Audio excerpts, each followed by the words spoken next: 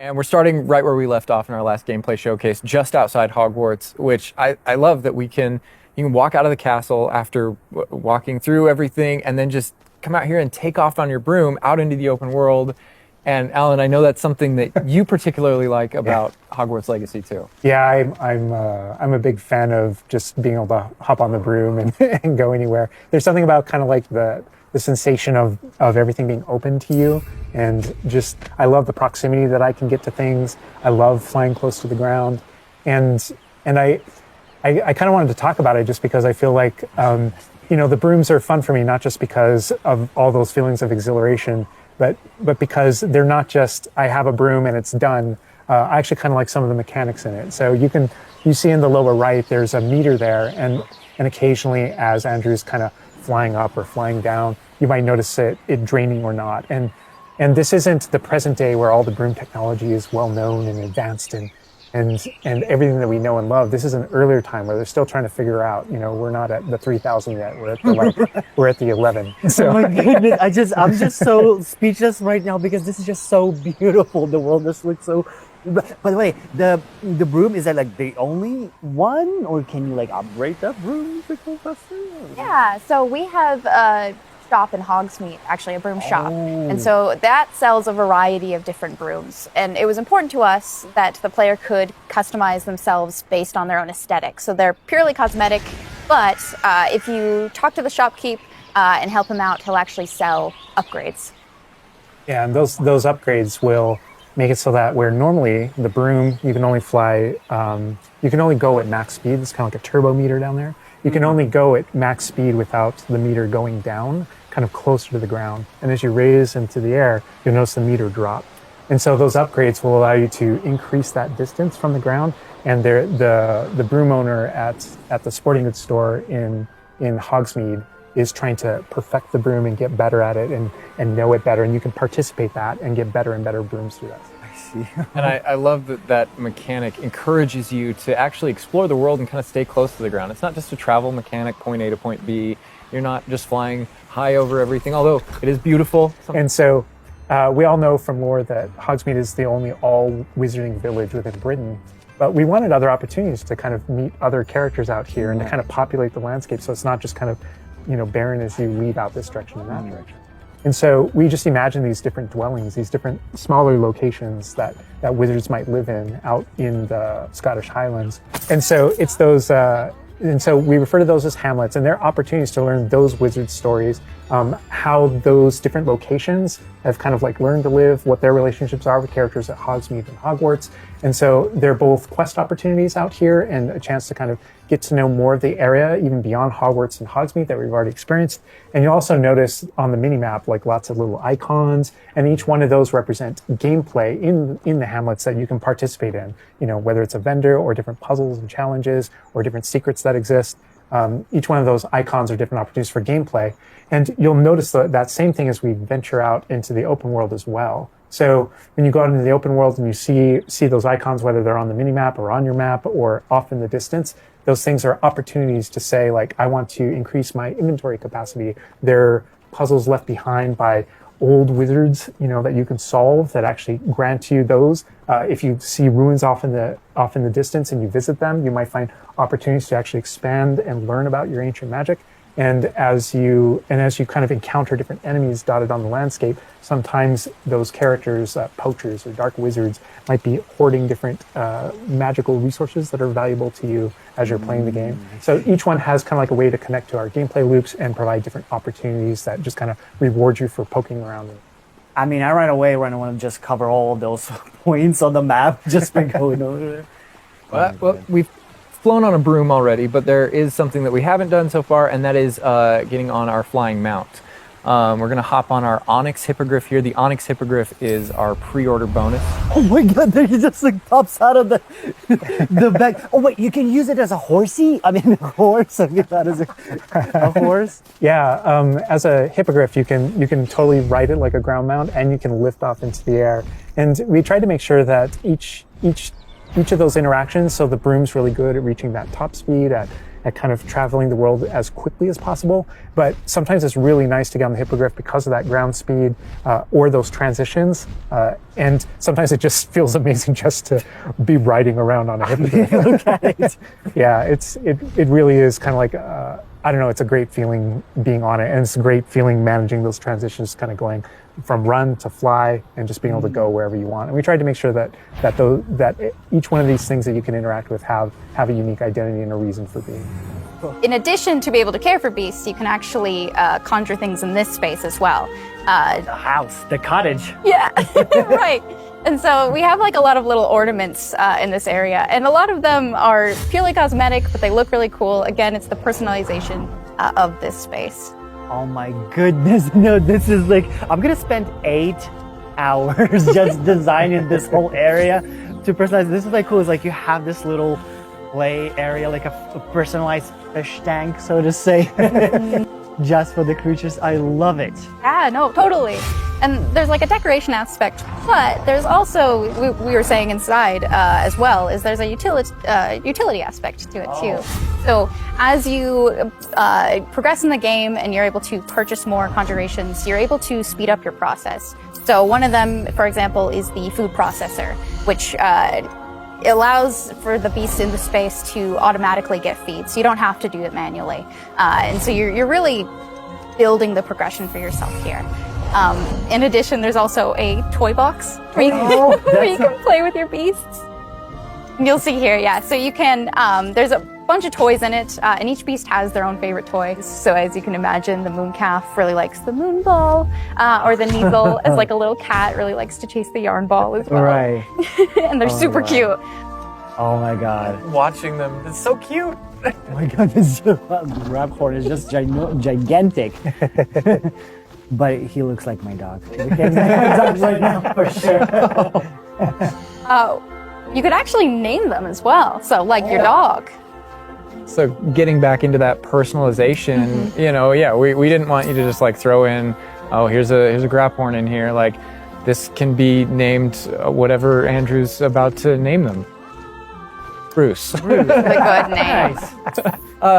You know, we've created this really nice space, and you can get additional vivariums, correct? To different kind of aesthetics and looks to where you're keeping your beasts and caring for them.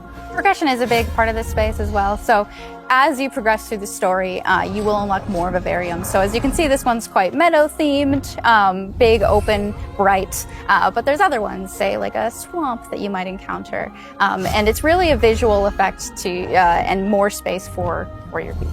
Oh, so it's like those, so when we're inside the room requirement, there's like on the left, there's that moon glow from one entrance and then some shrubbery going on in the right. Is that what you're talking about? Yep, that's exactly it. Ah, oh, you put trees in here too. Oh my goodness. And another thing with the beast care that I think is great, you know, tying back to the same kind of thing that you did with like the broom, where the broom is not just a method of travel, it's actually built in and integrated into the world. In the same way, like beast care isn't just this added element. You're not just throwing it on top. There's really this like narrative and integration to everything connects. So as you progress through the missions, you'll expand this space. As you earn resources, you'll go into Hogsmeade and use them to unlock the gameplay here and unlock new conjurations and different things to play around with. In the open world, it's in those different environments, like the different combat and conflicts and bandit camps and different things like that exist in the overland. Those things are what hold recipes that exist in the loom. So all these things have a way of connecting. Moonstone that you find out in the world is the resource that we use to conjure everything that's found throughout the world. Forgeables are used for recipes. So really everything's like a cycle and keeps you coming back. But even with the story that's being told too, I think people know who Poppy is and that she has a particular affinity for beasts. Yeah, I mean, I think everything we're seeing here, you know, you're going to be venturing out into the world, and this is just kind of the tip of the iceberg, even of kind of like your interactions with beasts in that narrative. So, you know, you bringing up Poppy, there are more kind of mysteries to discover and things to discover out in the world that have to do with her and that have to do with caring for beasts. And so different characters have their own have their own stuff that just kind of make this all just kind of like the beginning of your journey. I'm gonna have Andrew stop here. We're gonna use a bit of dev magic to change the seasons. Actually, I want you to see what this world looks like covered in snow. Yes, yes, yes, please. I love snow. Oh, baby. Oh my God. This is so beautiful. Oh my goodness. This is so pretty. Okay, it looks so realistic. Oh my God, it changes the landscape like completely. Oh my God. Does it have like actual like gameplay impact? Like impact on the gameplay? Or does it like it's just the weather of Scotland? Yeah, we really use it as a narrative marker through the game. So as you're progressing through your main storyline, it was important for us to kind of like have those moments that kind of felt like when you're reading the books or watching the movies where, you know, you'll see kind of like the title card winter and now the landscape has changed and you're really feeling that passage of time while you're a student, you know, going through your year at Hogwarts. And I think we wanted to duplicate that. And for me, it's really fun that it's not just on the outside, which I agree, I think it really do. But in that day-night cycle is where we've kind of placed a few items where, you know, whether or not you can collect them or whether or not you can interact with them that are a little bit restricted by the day-night cycle.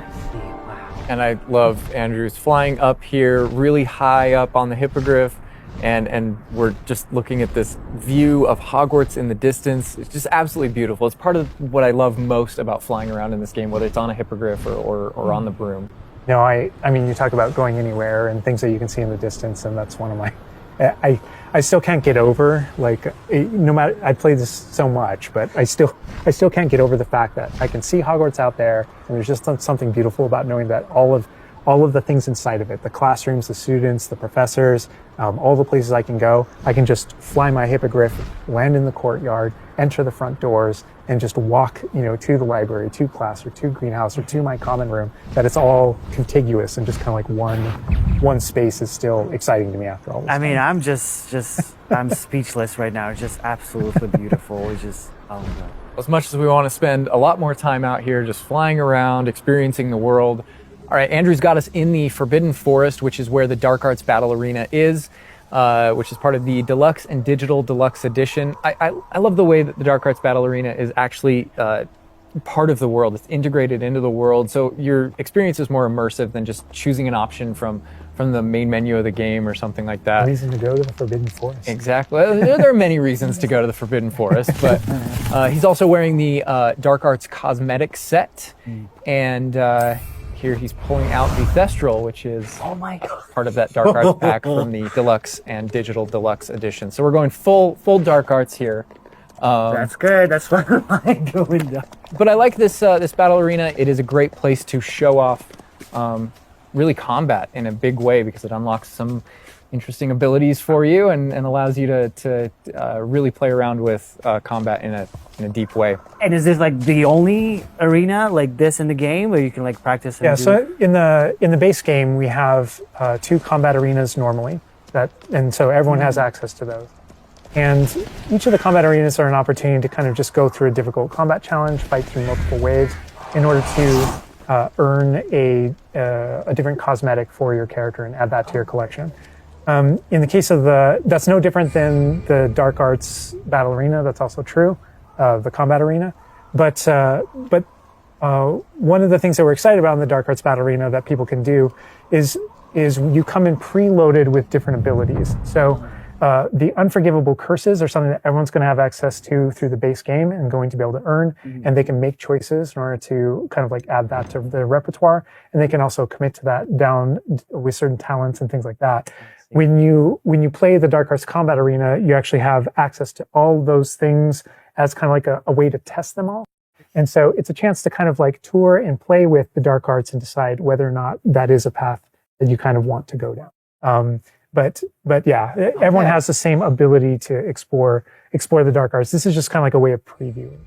And again, a great place for us to show off combat in general. So I think we're going to jump in here. Andrew's going to start battling, and we can start talking about everything you're seeing on the screen. All right. Oh, they just about the cadavers right away. Oh my God. We're starting off strong. Oh my god, Starting off strong. was that Kujio? Oh my god, that's so cool. Yeah, so that you'll notice right away, like when we use Avada Kedavra, that guy's health bar went from instant to 0, and we really are trying to honor the way Avada Kedavra works in the game, even in some pretty extreme situations. You'll notice that like the meter takes up a lot longer to A little kind of cooldown. build up as a way to kind of deal with its extreme power, just so that it's still fun to use. And then there's some ways that we'll probably talk about to adjust that. But I don't know. I don't know if there are things on the screen that you just have questions about. Well, like I see like little blue things pop up from the enemies. Also, before like that sign, well, it's like so in the community we call it the ancient magic sign. I don't know if that's how it's called. In the game. So the community is astute. So on the development side and in player facing in the game, we reference that as your ancient magic meter. Oh, so it is ancient magic. That is, yeah. So as your abilities in the game keep growing and you become exposed to some of the secrets about your own kind of mystery and your own abilities, you start unlocking new powers. So one of those powers, you'll see the R1 button appearing throughout the game. That's an ancient magic throw, we call it, that allows you to kind of like draw an object to you and fling it at an enemy. Okay. But whenever you see the R1 or the L1 plus R1 appear over somebody's head, that's an ability to cast a very devastating and powerful ancient magic spell to do a ton of damage against the character. I see. And the way that manifests itself depends on the type of enemy that you're fighting. And you'll see a wide variety of enemies in here that are pressuring the player in different ways. You'll notice there's abilities that kind of bubble up under the player as he's fighting that force him to move. And there's different ways that we want the player to kind of move around on the battlefield. And that's actually a good link to the ancient magic meter in general. And the reason why I say that is because as you're doing different things in combat, you're Fortegoing and you're doing different abilities and you can kind of spectate with your talents, there are different ways to get that meter to build faster and faster.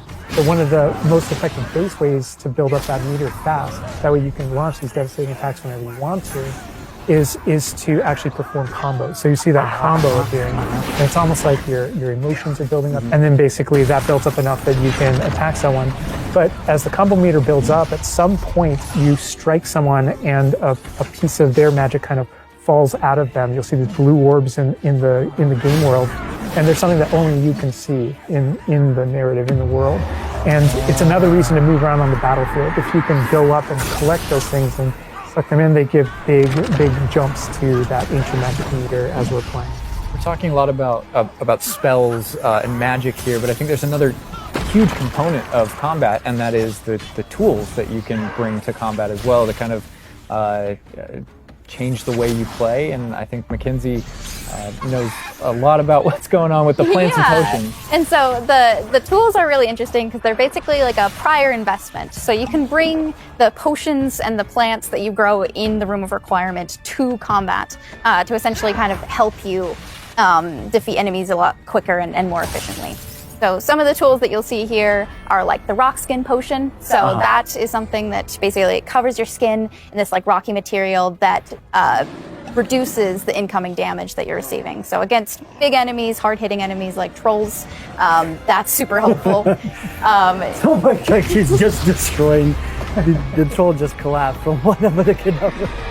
Obviously, we have the Wiggenweld potion as well, which increases your health. And then we have the focus potion. So when Alan talks about having to balance Avada Kedavra with a long cooldown, because obviously it's an instant kill, one thing that you could do is brew a focus potion, and that will increase how quickly your cooldowns regain. Right. Oh my god, there's just so much like versatility, like in what the character is doing to the troll right now. Like he's just bouncing around the arena. He's like not. And the troll makes him move around too, looks like. And I love that our plants are violent. Yes, and so that's like when we're talking about the setup of the arena, you also have plants that you can fight with. And so we have things like the venomous tentacula that you can put down, and it acts like a turret, and it just kind of shoots enemies around the battlefield. That is so cool. This is like a truly like Hufflepuffian way to approach the battle. Yes. No, that was super important to us. So there were these like multiple ways, and so you can see there's a ton of different things that you can use. The mandrake is one, so you can pull it out and it stuns with its like piercing cries enemies in a radius. And another thing I want to call out that we're seeing on the side of the screen here is these dueling feats, which I love because I love anything that prompts me to play a game in a different way, a unique way. I don't want to get stuck in my style, you know? And so this is a way to, if you want to get stuck in your style, go for it. If you just want to blast people with spells, go for it. But we also want to have some things over here that may make you use certain plants or certain potions or block more or... Yeah, we mentioned the field guide challenges in the prior stream. And the field guide challenges, this is the way that the field guide manifests like challenges for you to do in combat. And so, Oh my god. there are dark arts fantasies. There's fantasies about being more of a defense against the dark arts characters, things like that misty step that you see occasionally being used on the battlefield. And we can also spec into our potions and plants to make them more powerful and more efficacious. So it's all about which type of player you feel like you are and whether or not you want to play with prep, on the fly, or with deliberation, and those are all different options. That is so cool because like it's like I see so much like going on the screen, just so much complexity, and I want to just try it myself, like which style works best. I mean, I feel like it's the dark arts is going to be the easiest route, but that ancient magic, to be honest, feels like much more powerful than just the dark arts. Yeah. To be fair. And speaking of plants and potions, we're going to be putting the dark arts away, put those unforgivable curses away, and heading to the Room of Requirement, which is your home within Hogwarts, a personalizable space that actually has some utility as well, where you get to brew things and grow things and also care for some beasts.